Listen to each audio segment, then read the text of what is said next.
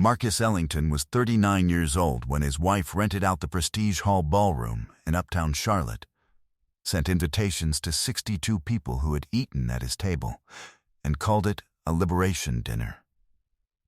She wore ivory. She had rehearsed the occasion inside her own mind so many times that the actual evening felt, to her, like a confirmation rather than an event. For 22 months, Renata had been quietly redirecting $53,000 from their joint account into a private savings account registered under her maiden name, building a new life with a man named Derek Solis, and telling anyone who would listen that Marcus had simply never risen to the level she had always deserved. And there in that ballroom, beneath the warm amber chandeliers of the Prestige Hall, the neighbors and the church women and the colleagues and the cousins raised their glasses to a woman who had finally, rightfully, set herself free. What none of them knew was that the Prestige Hall belonged to Marcus, had belonged to him for 4 years. And at 9:47 that evening, the music stopped. Then came the sound, low at first, a percussion felt in the sternum before the mind understood it. A helicopter descending toward the rooftop landing pad adjacent to the building. On its fuselage, 4 words in clean, unflashy lettering: Ellington Meridian Air Group. The door opened. The man his wife had called a placeholder walked out. Before we jump into the story, comment where in the world you are watching from and subscribe, because tomorrow's story is one you need to hear. The garage smelled like motor oil and old concrete and something faintly sweet, the residue of brake fluid on warm metal. Marcus had built the workbench himself. 6 feet of solid maple, lag bolted to the cinder block wall of the 2-car garage on Garrison Road, the kind of bench you built once and expected to outlast everything else in the house. It was a Thursday evening in late October, and the Charlotte suburb was quiet the way it goes quiet just after dinner. A few porch lights. A dog somewhere on the next street. Marcus stood at the bench with a socket wrench in his hand, turning a bolt he didn't actually need to turn. He had come out here because dinner had required somewhere to go afterward. Renata had cooked. That was not unusual. What was unusual was the silk blouse on a Thursday, the gold bracelet she saved for occasions, a perfume he didn't recognize pressed somewhere behind her ear. She had set the table for 2 with the casual precision of a woman performing normalcy for an audience of 1.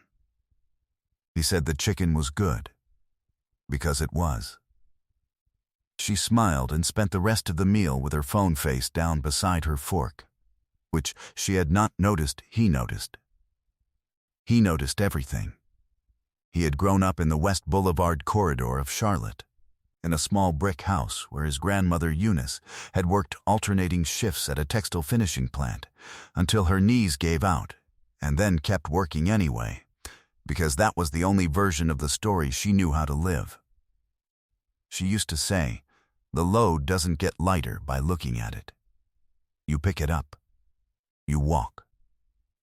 Marcus had spent 39 years discovering that it was enough.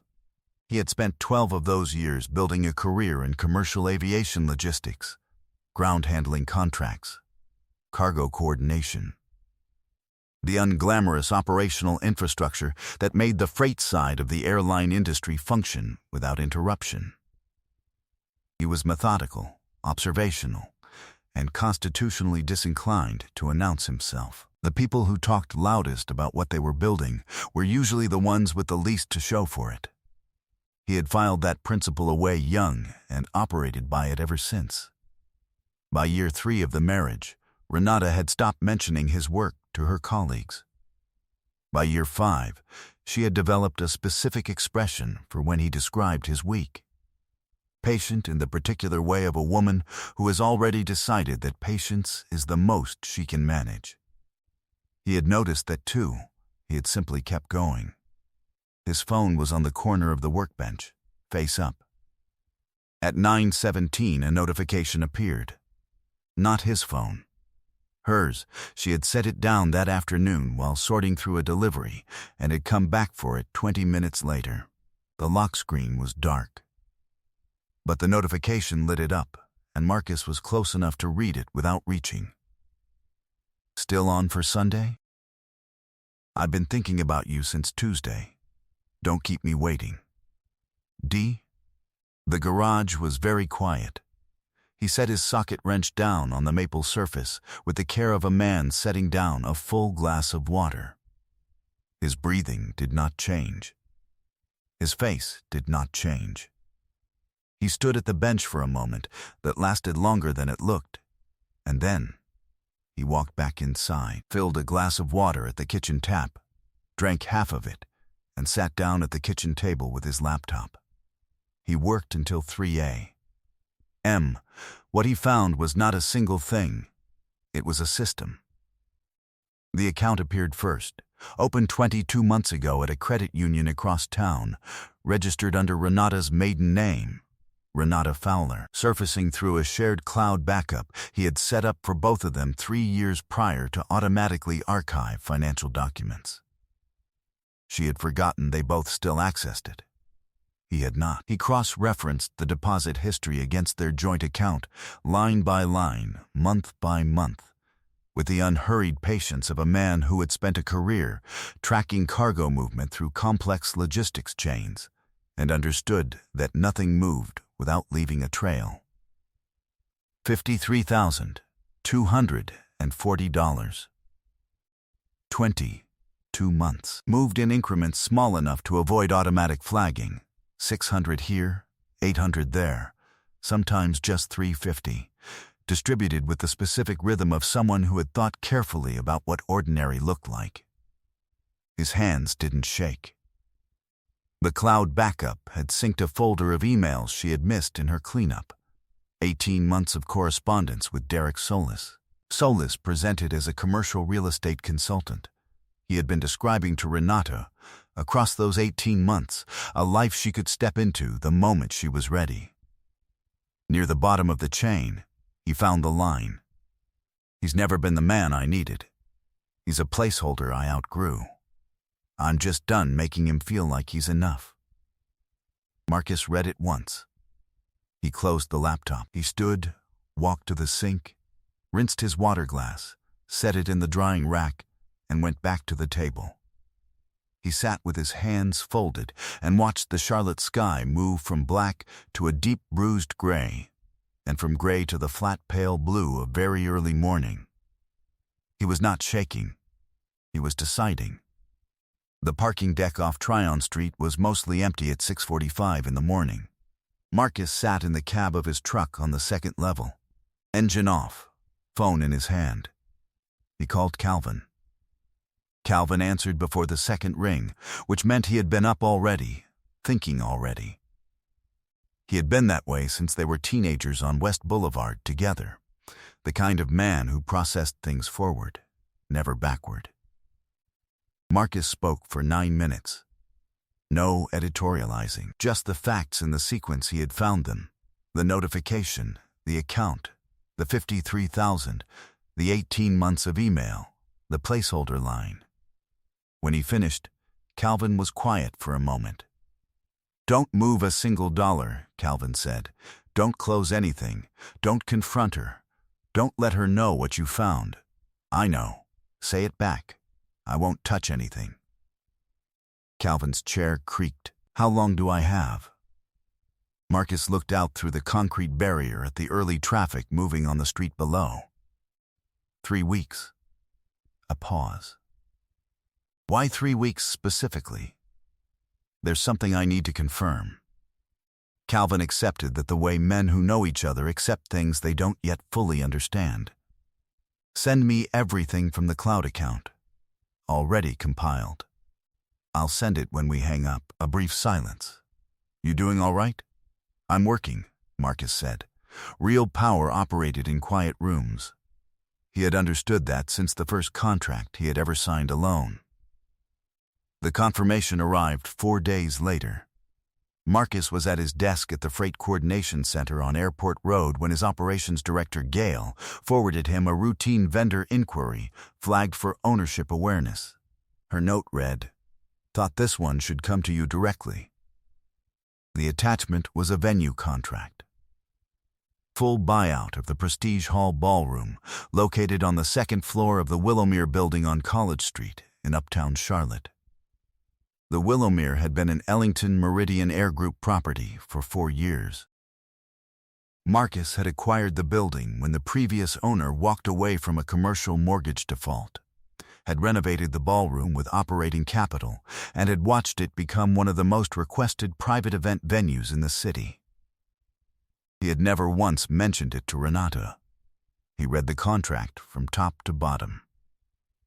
Third-party event coordinator. Full buyout. 62 guests, a Saturday evening, 3 weeks out. Client, Renata Ellington. Event description, new season celebration. He read that phrase twice, not because he needed to, because he wanted to be precise about what he was looking at. His wife had booked her divorce party in his building. She had no idea it was his building. She had looked at Marcus Ellington for 7 years, decided he had a ceiling, and turned her eyes elsewhere. And in the years she wasn't looking, he had gone out and bought the ceiling. He picked up the phone. Confirm the booking, he told Gail. 1 second of pause. Full confirmation. Deposit processed? Full confirmation. Let the coordinator know we're looking forward to hosting. Understood, she said, without additional comment. That was one of the many reasons she was excellent at her job. He added the booking contract to the encrypted folder, labeled it clearly, and went back to work.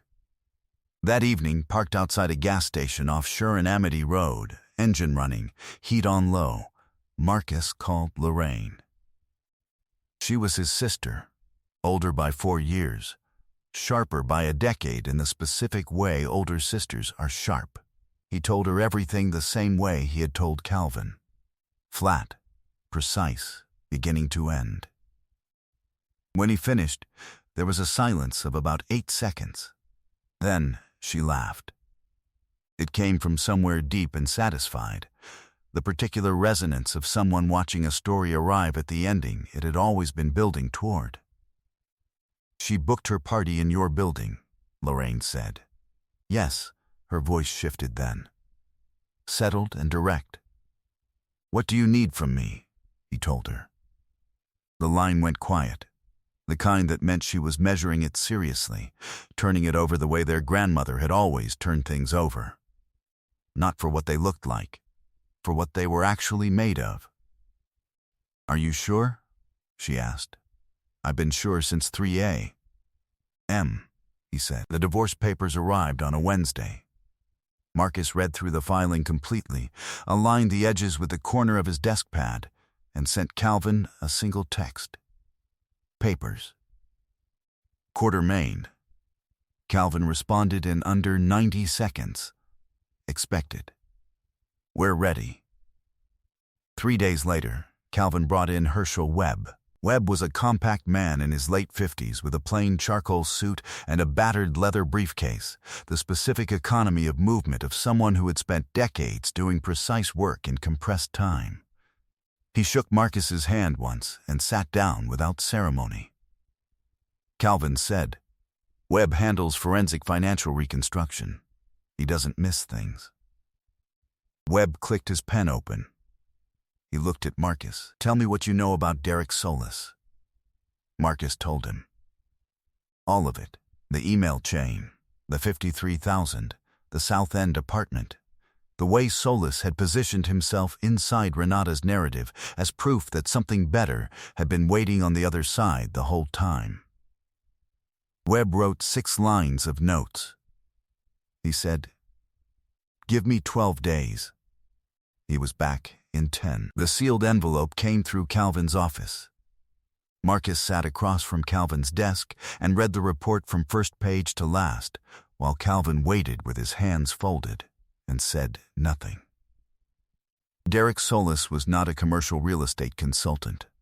The presentation was credible enough to survive casual scrutiny from a woman who was in a hurry or in love, or, in Renata's case, both. Solis Development Group had a clean website, a suite address in South End, and LinkedIn activity projecting professional momentum without the substance beneath it. The suite was a shared office arrangement, furnished, month to month, easily vacated. The South End apartment carried a mortgage at 94% of appraised value. It existed primarily as scenery, something solid he could point to when a woman needed to see evidence of arrival. The renovation was the part that settled heaviest. The new kitchen in the South End apartment, the refinished floors, the custom cabinetry Renata had described to a friend as finally something that feels like it was built for someone like me, funded almost entirely from the $53,000 she had redirected from her own marital account. Her money, moved in small amounts over 22 months, deposited under her maiden name, withdrawn in amounts that aligned almost dollar for dollar with contractor invoices Webb had located through public permit filings. Solis hadn't given her anything. He had taken her money, handed it back in the shape of a renovated kitchen, and let her experience it as his generosity. He had taken her contempt for her husband, her need to believe she was ascending, her willingness to move fast, and monetized all three with the practiced efficiency of someone who had done it before. Because he had. The last section of Webb's report documented a woman named Patricia, a paralegal in Raleigh, who had filed a civil complaint against Solis 2 years prior, and withdrawn it 11 months later, citing financial fatigue and process exhaustion. The system had not failed her dramatically, it had simply outlasted her. Marcus closed the report. He sat in his truck with the engine off and the afternoon pressing through the windshield. He was not satisfied. That was the unexpected part. He had anticipated something that felt like vindication.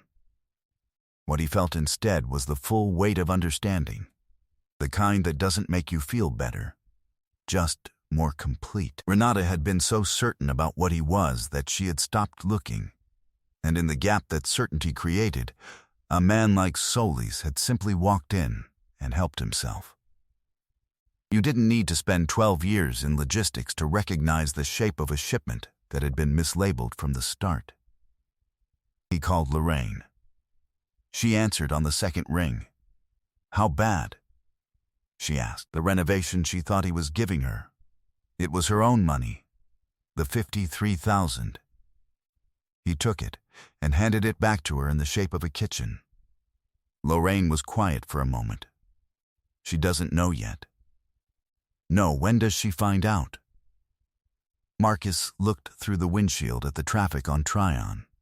After, he said. He coordinated with Gail and Calvin over the following 2 weeks in the specific way he coordinated everything, methodically, without urgency, in short, precise exchanges that each covered exactly what they needed to cover, and nothing more.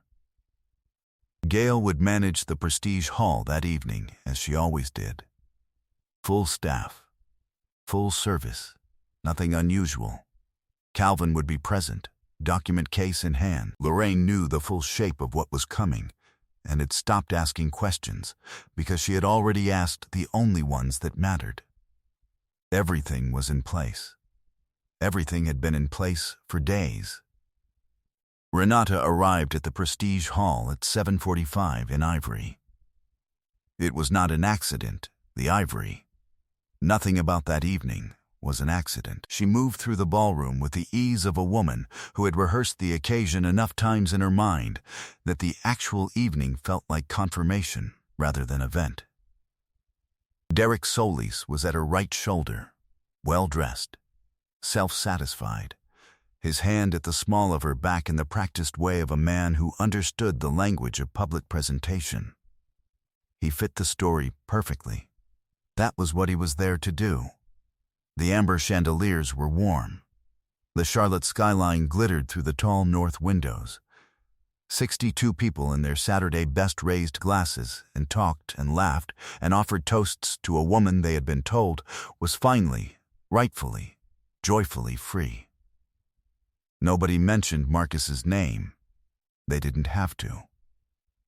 At 9:47, the music stopped.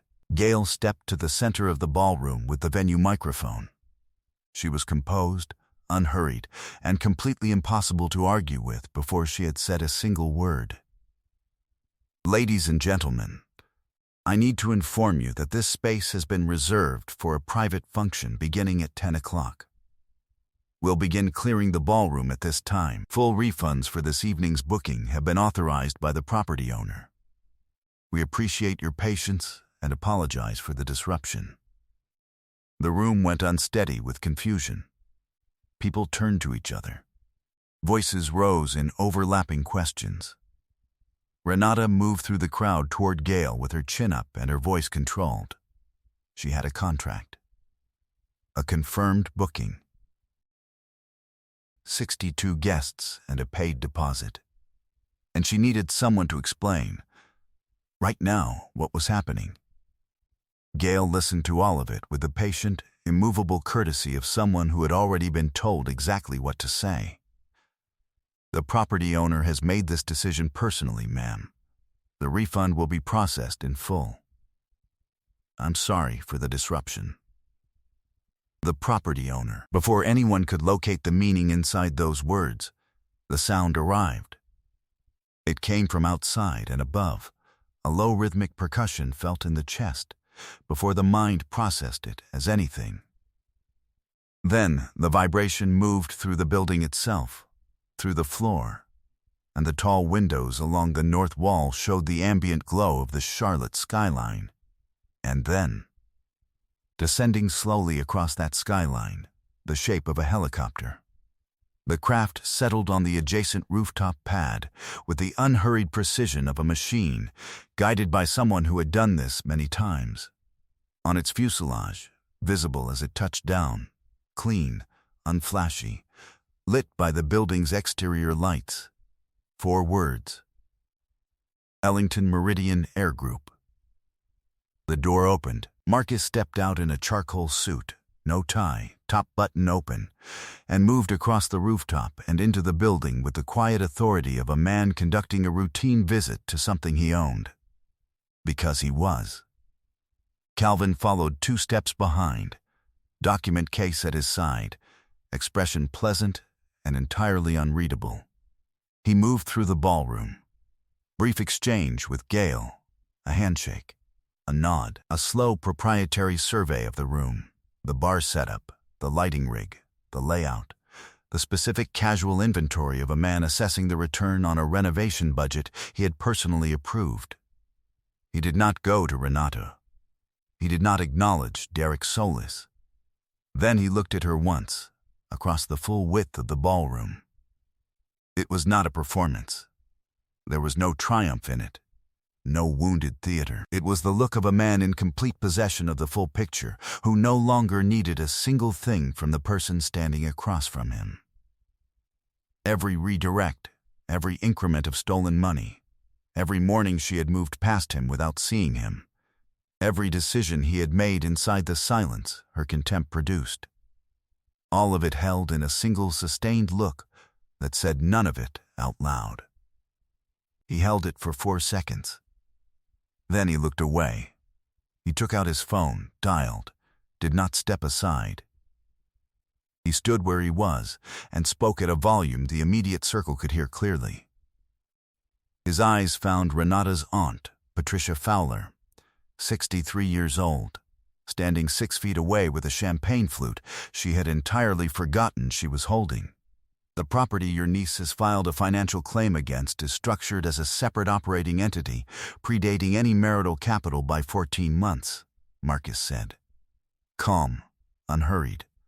Her attorney will have the full documentation by 8 tomorrow morning. A pause. "She planned her liberation celebration in my building. I thought you should know that before you went home tonight." He ended the call, pocketed the phone.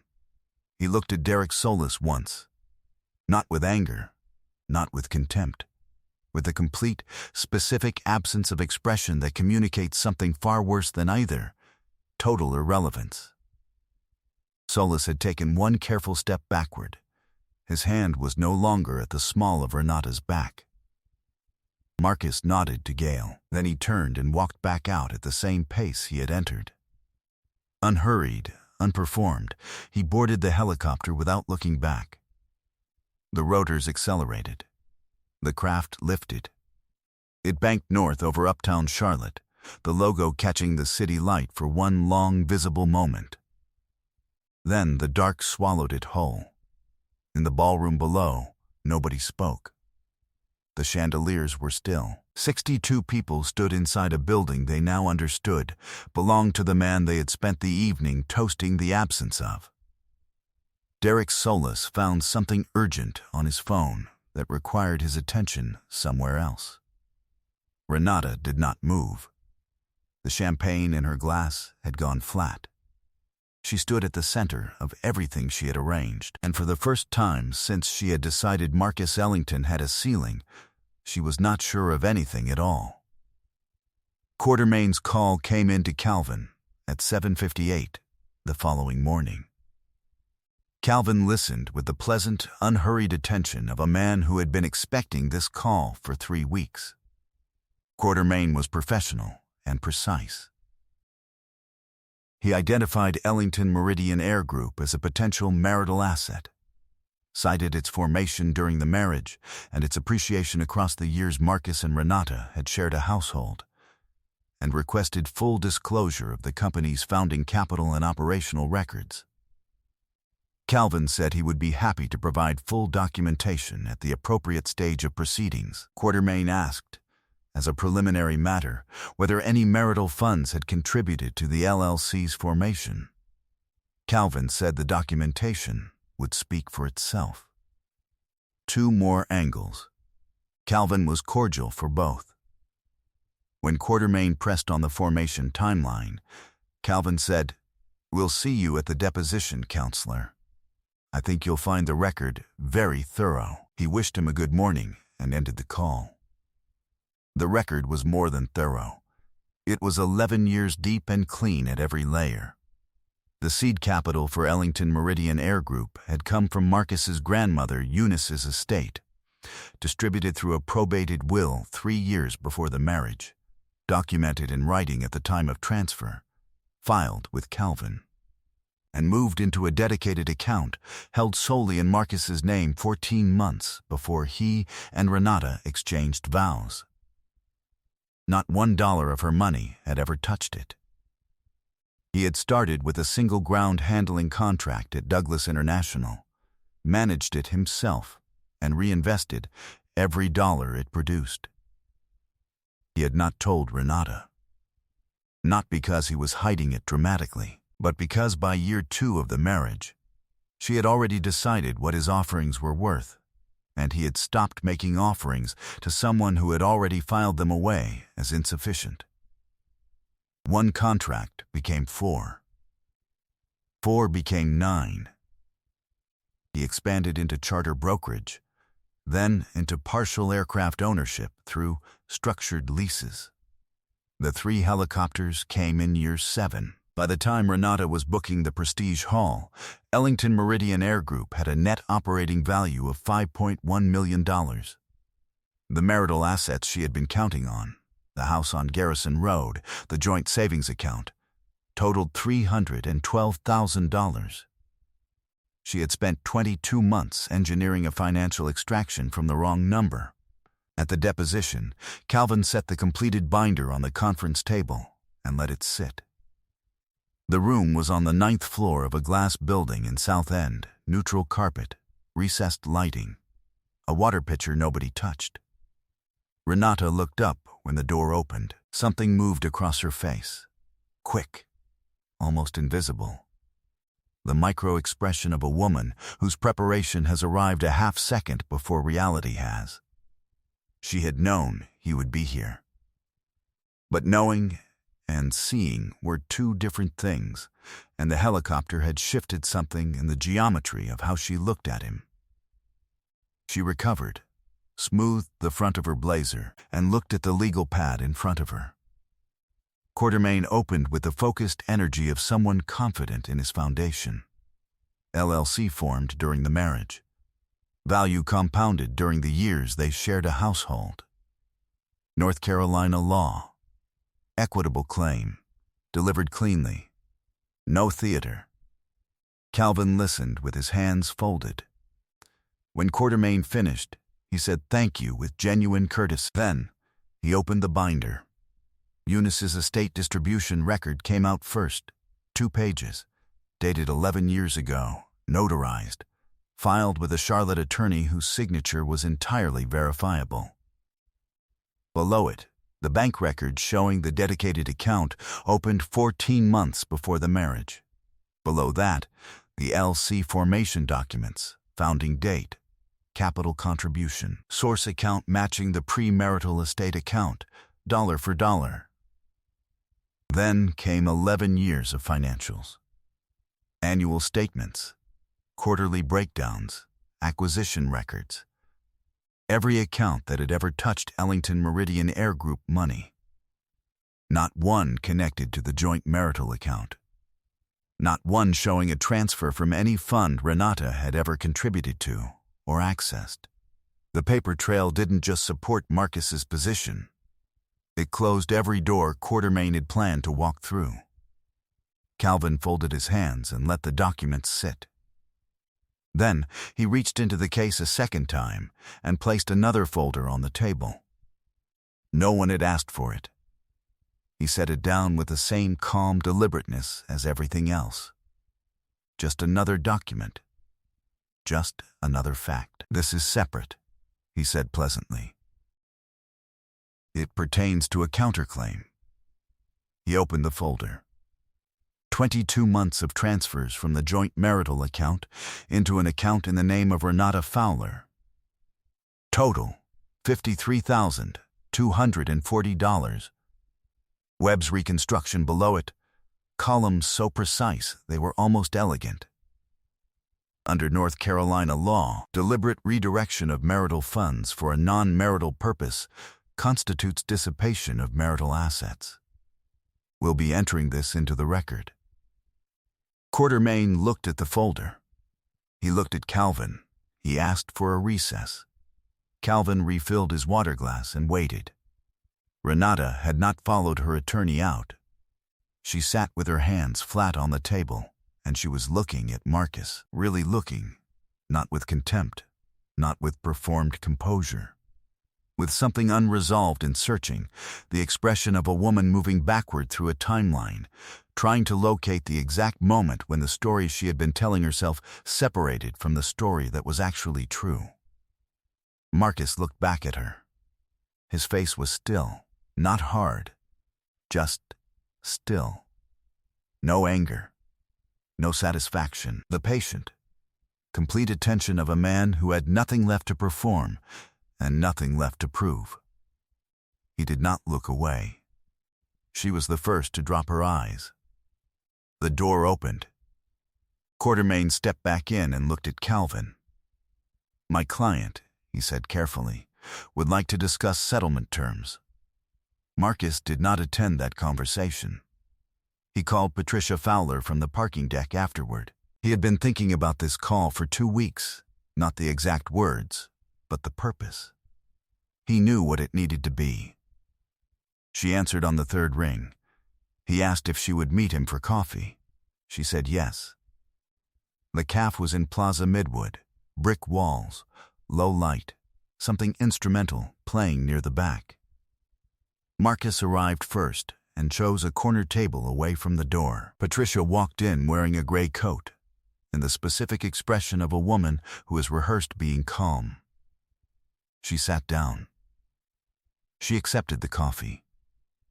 Then Marcus reached into the document case at his side, placed a folder on the table between them, and waited. She read in complete silence. He watched her hands, the way they turned each page carefully, the way they stilled completely when she reached Webb's reconstruction. She moved through every page without rushing. The affair timeline, the 22 months of transfers, the South End apartment, Solis's company and what it actually was, the renovation funded with Renata's own redirected money, returned to her as Solis's generosity. Patricia's case from Raleigh. The pattern Webb had laid out in 2 columns that made Solis's methodology look exactly like what it was, a system, practiced and refined. And then, on the last page, the email. The placeholder line. Patricia closed the folder. She set it on the table with both hands and looked out the window at the parking lot and the gray afternoon beyond it. A long moment passed. When she looked back, something in her face had shifted. Not broken. Shifted, the way a foundation shifts when the load above it has changed. "I told people you held her back," she said. Her voice was even. She had decided to say it plainly. "I told the women at church that she had been patient with a man who couldn't match her ambition, that she was right to want more." She stopped. "I believed what she told me." "I know," Marcus said. "You knew I was saying those things?" "I knew the version of the story she was telling. I knew you'd heard it." Patricia wrapped both hands around her coffee cup and looked down at it. "I defended her to people who trusted my judgment. She said it the way you say something you have already accepted privately, not for his benefit, but because saying it aloud was part of completing the reckoning." "Yes," Marcus said. She looked up. "So why are you sitting here showing me this? What do you want from me?" Marcus was quiet for a moment. "Nothing," he said. "I'm not showing you this to change what you think of me. I don't need that." He paused. "I'm showing you because you went to those women with your name behind what she told you. You have credibility in that community. You used it for her because she asked you to, and you didn't have the full picture." He picked up his cup. "You deserve the truth before she needed something else from you." Patricia looked at him for a long time. She did not apologize. She was not that kind of woman, and he had not come here for that. She said, "She's my niece." "I know that," Marcus said. She nodded once. She looked down at the folder. Marcus paid for the coffee. He stood, buttoned his jacket, and looked at her one last time. "You can keep that," he said. Then he walked out. What followed moved the way these things move when the people carrying the truth have nothing to gain from it except their own integrity. Patricia sat across from women she had known for 20 years in the same church fellowship hall where she had defended Renata's version of events, and she corrected the record the same way she had damaged it. Directly, quietly, with the full weight of her credibility behind every word. Lorraine made calls to people who had respected Marcus for years and watched him get replaced in the social narrative by a version of himself that bore no resemblance to the man they knew. She didn't dramatize. She just told them what happened. She told them about the building. She told them what Solis actually was. The package to Raleigh went out through Calvin's courier service, marked personal and confidential, addressed to the other Patricia. Inside, Webb's complete report on Solis, the full financial pattern, and her own original complaint from 2 years prior returned to her now with everything she hadn't had access to when she needed it. Calvin's cover letter was 4 sentences. It ended, "We wish you well." Patricia received it on her lunch break, read it at her desk, and reached for her phone and called her attorney. In Charlotte, Solis's phone buzzed with a notification he did not yet understand. The machinery was in motion. It would keep moving without Marcus's participation or attention.